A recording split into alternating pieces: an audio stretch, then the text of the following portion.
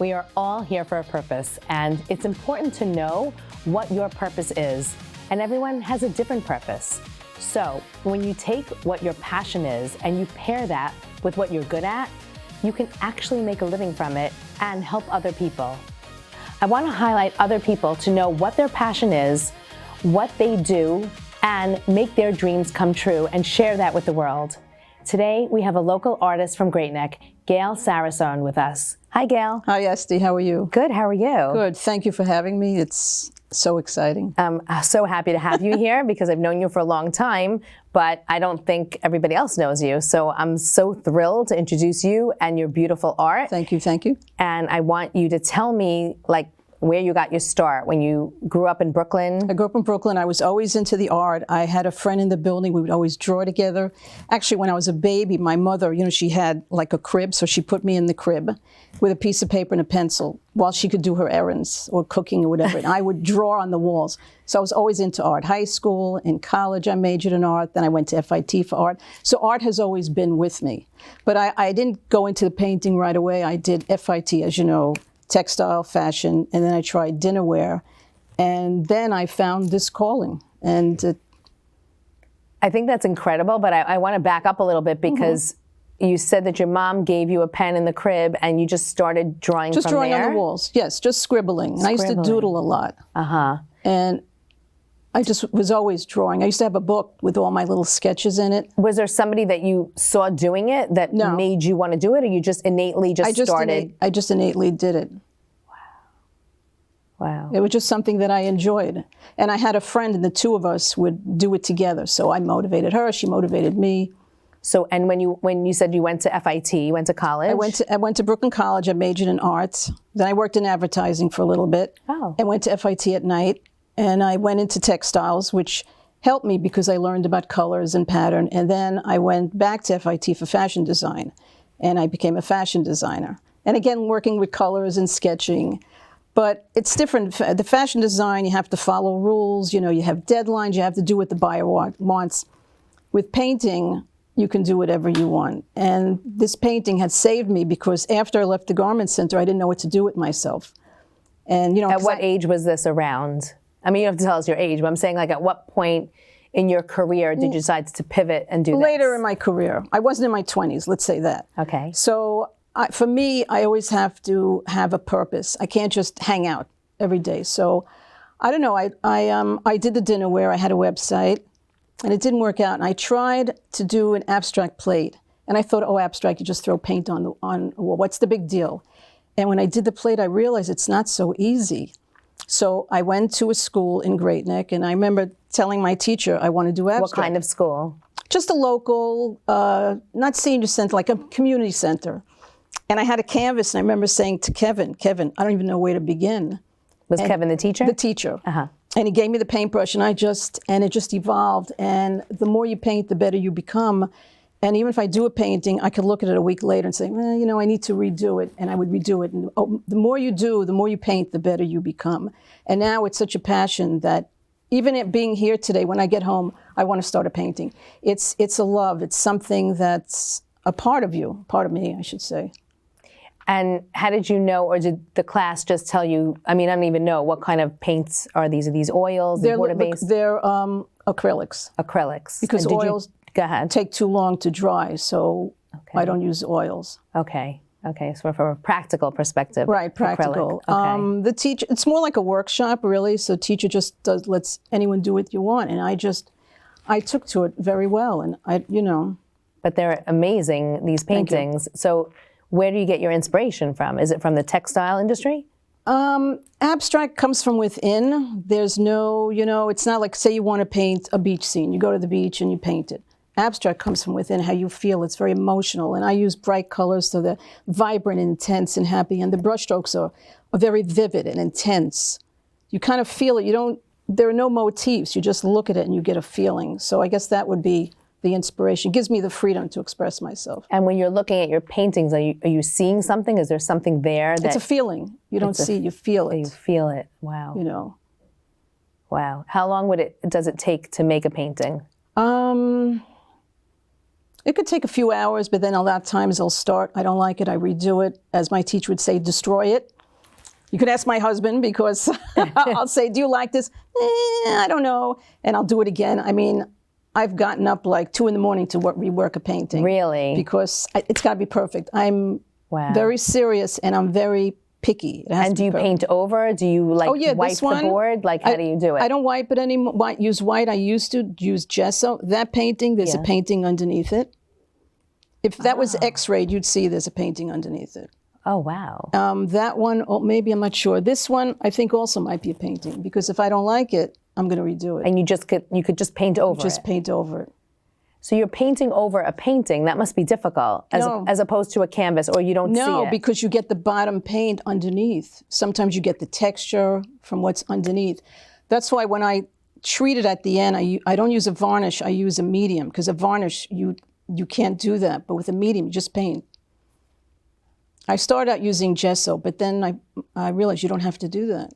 So, you can repaint it over and over again. Wow. How many paintings do you think you've done so far? Oh, in my house, I must have like 45 paintings. Wow. Because it's, constantly, It's your therapy. You love it. Yes, it is therapy. It did save me because I would come home, I would take my son to school, I'd get back into the apartment and say, what am I going to do now? Now what do I do? And it was a difficult It gave time. you a purpose. Gave me a purpose. Wow. Yeah. So now you won an award. I saw you posted on Instagram. That's it's like a not local, magazine publication for contests for women artists. So I try to get in. I've won a few. There's one called Arts to Hearts Project. So I'm in a book, Emerging Artists of 2025. I got in one that's called Studio Visit. So I try to get exposure. That's the hardest thing for artists. You need exposure. You can be home and paint all the time, but if no one knows who you are, what is that? So how do you get exposure? Well, coming here, a magazine, the books, trying to get into a gallery, which is very difficult. I was just in a show in Long Island City. I have a painting at the Port Washington Guild. But that's the hardest part is exposure, and then to try to sell it. The painting is actually the easier part. You would think, oh, that's the hardest. It's really not. It's getting out there. That's not so simple. No, because there are thousands of artists, and there are some artists that are just incredible, Yeah, I love your work. Thank you. I love the colors, and when I look at it, it makes me happy, and I can't articulate why. I know that the colors are bright. They're bright and they're vibrant. They're not, not that there's anything wrong doing a painting with black and beige, but I somehow gravitated towards the bright colors and the brushstrokes. So now, do you come up with different colors each time, or you don't really think like that? I do. There's some colors that I use a lot. Like there's one light blue permanent. I've used like an olive green. Some colors I don't like, so I'm not going to use it that much, like that Pepto-Bismol pink. Not pink. I think it's like a mint, a mint. But you gravitate towards certain colors. Right. And then anything in life, right? Right. And, I've played around with different techniques. Like this one, I didn't use a brush. It's a painting tool. Looks like, say you take a circle, you cut it in half. So you've got a half moon, and you scrape the painting up. That one is done with a paintbrush. Then I had a technique where I painted it and I didn't like it. I washed the whole canvas. I went to the sink and washed it off. And you get some of the paint remains, some of it doesn't. So you get an interesting technique. Then there's another one I did where I painted it. I'm like, I don't like that. So I took white paint and I paint the whole thing. And the white picks up the other color. And then I take a ceramic tool and I scrape some of the paintings off. And the effect is beautiful. The only thing is you can never reproduce it. It's like one of a kind. If someone said, oh, I want the same exact thing. Well, I can't control that. I can't do that. A lot of these you can't control. It's one of a kind and that's it. So you make them and then you sell them? Do you do any commissions? I would. No one's approached me, but I would do commission. But I would like to sell what I have. No one's approached you yet? Yes. But I would like to sell what I have because I have so many. They're beautiful. They're really beautiful. Thank you. Is there somebody that you look up to in the art world that you would... are you a fan of anybody who? My favorite artists are not abstract artists like Rembrandt, Renoir. But then now that I'm new to abstract, I like some of Joan Mitchell's. I like Richard Gerhardt. Was it Gerhardt Richard? I think it's Richard Gerhardt. I can't. He uses a tool and he, I mean, there's so many to name. I see a lot of them on Instagram. There's so much talent. Some of them are just incredible. Right. So that's inspiring too, to see what are other people doing. I like to post. I like to get reactions from people. What do you think of this? To see if they like it. But what's interesting is you're asking them if they like it, but isn't it really if you like it or you want them to like it? How does that work? Both. I have to like it a lot. Otherwise, I'll redo it. But it's good to get a reaction. And then I have one friend that I'm not sure, I'll send it to him in a JPEG. And he's always right on. Oh, that's great. I love it. Or you can do better. You have this already. If I'm not sure. When he says you could do better, does he give you direction? No. Or he just, no. Wow. Because he doesn't paint. Wow. He just goes by the feeling. He may say, oh, you have that already, or I love that, or that's great, you know. And then you just know when he says you could do better? I know that I could do better. And you know you could do because better. I trust his opinion so much. But there's no direction there, so then how do you know? I don't need the direction. It's all by feeling. You just paint. You just, you know, is it the brush controlling you or you controlling the brush? It's like a love relationship. You just paint. That's it. Did anyone in your family, was anyone an artist in your family? Not really. I think my father had some ability, but my mother my mother did knitting and making beaded flowers. That kind of was a three-dimensional. She didn't paint. I'm the only one. And when I grew up, you know, being an artist was not something that everybody wanted. We lived in a building. There was a guy, I forgot his name. He was an artist, and he used to wear lemons around his neck. So people would say, you want to be an artist? You want to be like him to have lemons around your neck? Or my family would go to Europe and they'd see artists paint, you know, drawing on the street. And they'd be, oh my God, my daughter's going to be making a living drawing on the street. So I didn't get that encouragement because it's not the norm. Right. It was very different. Right. You know, I didn't want to be a teacher or a dental hygienist or any of that. But I did want the fashion industry.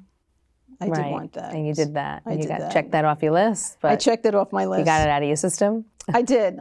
Actually, the reason why I got into fashion, I saw a movie when I was 12, a very old movie, and she was a fashion designer. Do you remember the name of it? Yes, Backstreet, with Susan Hayward and John Gavin, my favorite movie. Wow. And because of that, I thought I'd go to Paris and be, you know. I love that. Yeah, I wanted to be a fashion designer. But they all work together because they're all color related, and, you know, you learn from it. So. Incredible. Was there any point that you were struggling? Like, was there a challenge that you had through the paint where you said, I can't do this? Well, sometimes I have to walk away if I try it. And you can ask my husband, do you like this? I don't know. I put it down and then I'll come back to it. Or maybe the next day. We'll get stuck. But then it comes back. It comes back. So you take a break? Take a break. Even in class, there are times when I tell the teacher, Kevin, I'm going to work on this next week because I'm stuck. But then it comes back. That's great. Yeah. Wow. So I see you have different sizes here. How big can you go? Well, the biggest I have is 36 by 36. I can't do bigger because one, it won't fit in my car. And if, say, it doesn't sell, where am I going to store it in my apartment? So it's practicality that 36 by 36 is the biggest. A good size like that one is 24 by 24. 24 by 20 is good. I have only a couple of 20 by 16. But 24 by 24 is the size I like. The one that you have is 36 by 24. That's a nice size, too. I love it. It's all pinks. Yeah. It's happy. I look at it every single day. I think there's another painting underneath that, too. Really? If you look at the back, you'll see red paint, and I think that was originally a red painting. Wow. And I was very unsure about it, and I asked another friend who I trust, her judgment. I said, what do you think? And she goes, you could do better. And I knew I'm going to rework it. And I reworked it, and you have it. I love it. Now you have a Gail Sarasohn. I love it. An original. That's right. It's an original. Speaking of originals, have you ever thought about selling it like as a print or no? I thought of it. I have to look into that. Maybe some of them would be good as a print. You can do anything. I mean. Right. Notebook covers or whatever. Just anything stationary. Maybe some would be a plate again. I still have all my plates and mugs and platters that I made. I still Those have were that. cool. Yeah. But it didn't work out. So if somebody wanted to look at your work, do you have a website? I'm just on Instagram. On Instagram. What's the name of your Gail Instagram? Sarasohn. Gail Sarasohn. Okay. To the point. Very easy. Sounds good. Yeah. And you have any shows coming up or? I'm going to be in a restaurant. I really didn't want to do a restaurant, but I said, okay, I'll do it in Long Island City. And like I said, I have one painting now that's What's at the the restaurant? When is it? It's called Bar Dahlia. Okay. And I have to bring my painting the 22nd. The opening is the 29th, and it goes for 2 months. They have like a gallery in the back in there. And now I'm in the Guild. And I think What's the Guild? Port Washington Art Guild. It's like an organization. They have classes and they have shows. And I think I have to pick up the painting on the 12th to 13th of July. Most of the shows are like 3 weeks, maybe 4 weeks. I was just in a show in a store in Long Island City that was about 3 weeks. And that's the painting that's going to be in the bar. And is that typical for an artist? You go to these shows, they're 3 weeks, 4 weeks, pop up. If you get into a show, it's hard. If you get in, you have to first get in. Right, it's hard to get into a show. You know, the really high-end galleries, it's very hard to get into them. They want people that are known. They want sometimes very large paintings. So then you have to get into the smaller places. It's very difficult. It is difficult. Right, right. But your work is so fabulous. Thank you. I can't even imagine that everybody would be fighting over. Like, why isn't everyone fighting over you? Because it's getting the exposure, and it's a business. For me, it's very serious. It's not a hobby. It's a business. Right. For some people, it's just a hobby. They'll paint and put on their wall, which is fine if that's what they want. But that's not what would you tell somebody young today who was thinking about going into this, for a living type of thing? Like, what would you tell them? What would be advice you would give them? Best advice? I don't want to crush anyone's dream. If someone really wants to be an artist, I would just say, keep painting. I don't want to say don't do it because it's difficult, because what if they would make it? Who am I to judge? I'd say learn a lot and just keep painting.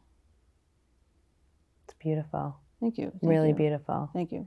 Gail, thank you so much for coming on the show. We have to do this again. Yeah, for sure. I have 44 more paintings. I could bring plates too. And mugs. Sounds good. Anytime, you let me know. This was great. Right. Thank you so much for thinking of me. Okay, I appreciate it. Of course. I mean, it was a no-brainer for me. I love your work. Thank you. And you're a local artist, which is great for people. And if they want to access you, if they want to reach out to you, where should they reach out to you? Instagram. On Instagram. Just DM you on Instagram? You can send me a message.